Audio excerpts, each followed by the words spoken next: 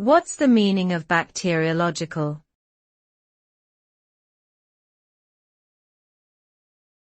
Bacteriological.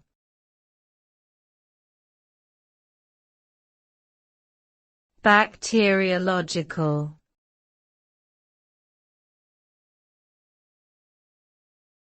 Bacteriological.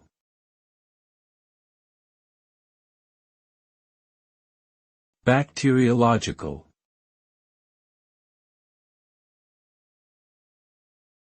Bacteriological refers to anything related to bacteria, including their study, cultivation, and treatment.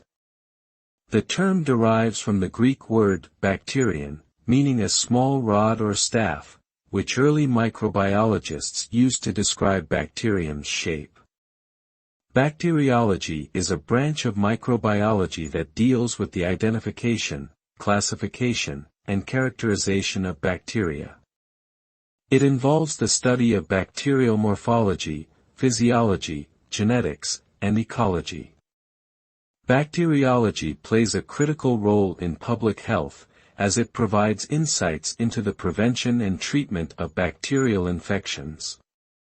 Bacteriological research also aids in the development of antibiotics, vaccines, and other therapies to combat bacterial diseases.